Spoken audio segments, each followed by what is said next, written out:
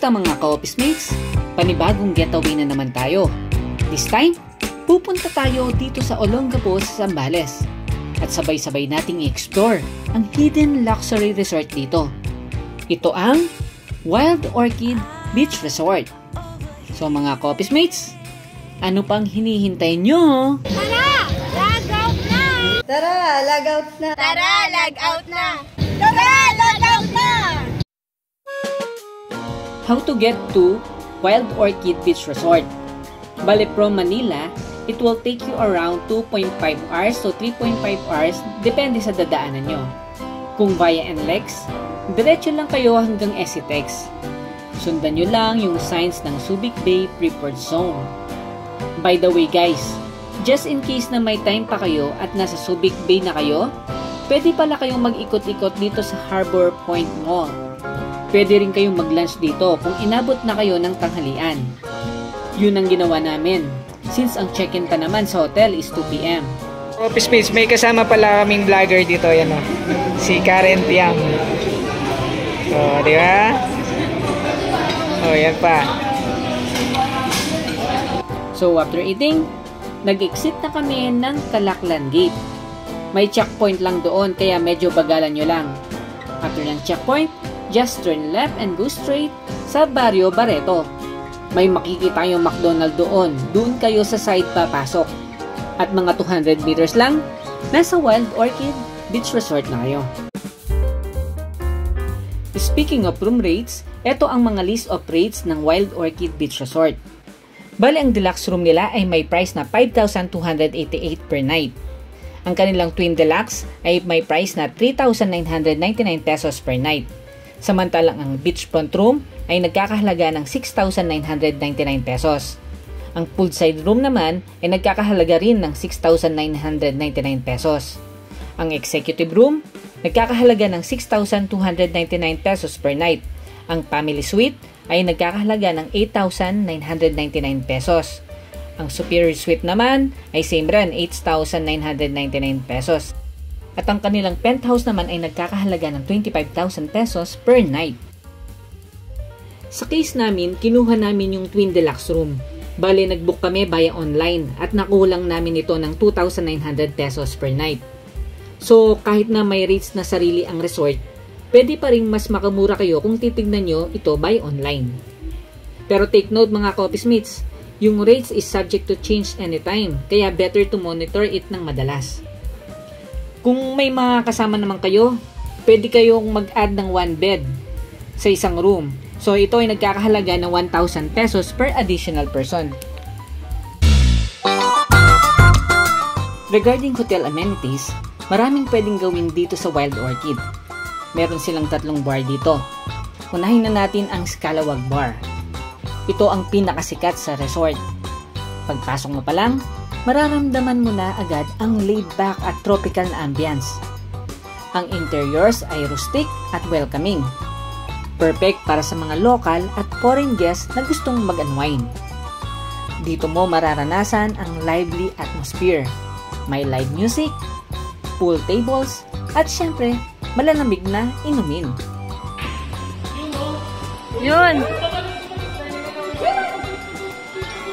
Shoot! Isunod natin ang Moby Dick's Bar. Ang bar ay inspired sa marine o di kay nautical theme. Perfect ito para sa mga gustong mag-chill after magbabad sa dagat or sa pool. Merong billiard table dito sa loob na pwede nyo arkilahin. Pwede kayong mag-order ng mga drinks rin dito. At higit sa lahat, pwedeng mag-videoke. 5 pesos per song lang dito mga ka-office mates. So kung feel nyo kumanta in a private bar, try nyo na dito sa Moby Dick's Bar.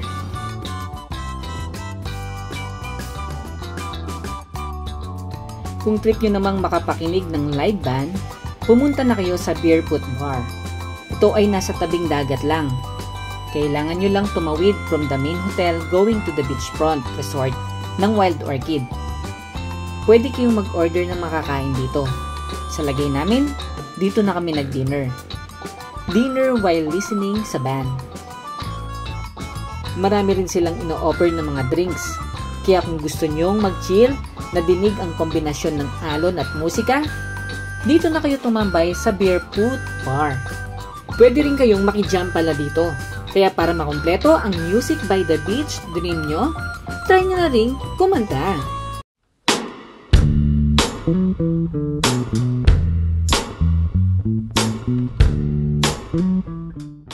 Kung hindi ka pa ready mag-beach o gusto mo lang mag-relax nang hindi inaabot ng alon, tamang-tama para sa iyo ang swimming pool ng Wild Orchid Beach Resort.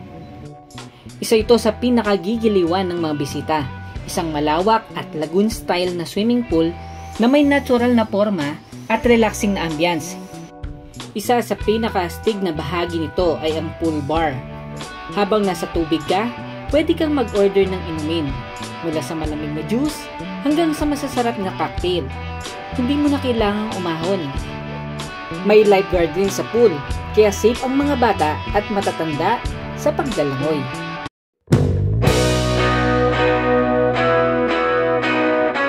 Ang Baloy Long Beach ay isang tanyag at paboritong destinasyon sa Barangay Barreto, Olongapo City, na kilala sa mahaba at malinis na baybayin, kalmadong dagat, at mga relaxing beach resort na perfect para sa weekend getaway o habang bakasyon. Isa ang Wild Orchid Beach Resort na pwede niyong puntahan sa kahabaan ng Baloy Long Beach. Kasama na dito ang Treasure Island Resort, Harley's Pub and Hotel, and Blue Rock Resort. Maraming activities ang pwedeng gawin sa mismong beach nito, tulad ng beach volleyball, island hopping sa kalapit na mga isla, snorkeling, at nightlife sa mga bar at restaurant sa tabing dagat. Meron din silang dragon boat dito na minimum of 5 packs at maximum of 10 packs. Ito ay may 15 minutes ride na may bayad na 250 pesos per person. May parasailing rin sila dito na minimum of 2 packs, nagkakahalaga ng 1,800 pesos per packs. At ang banana boat na minimum of 4 packs at maximum na 10. 15 minutes ride rin ito. At 250 pesos per person ang singil naman dito.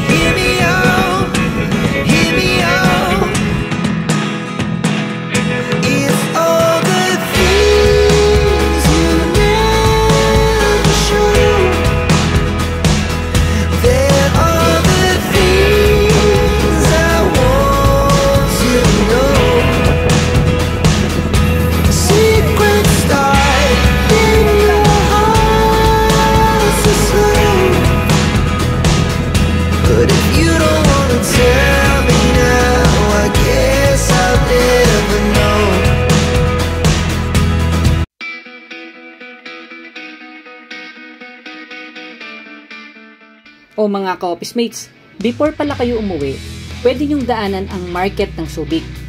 Ito kasi ang isa sa bagsakan ng mga isda dito. Baka may magustuhan kasi kayo na pwede nyong pangpasalubong. Meron ding mga dried fish kasi dito na pwede nyo ring iuwi. Pwede rin kayong kumain dito. May mga karinderya rin sila na nagsiserve ng mga iba't ibang klaseng mga ulam. So mga ka-office mates, sana nagustuhan nyo ang episode namin dito sa Wild Orchid Beach Resort. Huwag kalimutang mag-like, subscribe, at i-click ang notification bell para updated kayo sa mga new videos namin. So guys, ano pang hinihintay nyo? Tara, log out na! Tara, log out na! Dito kayo!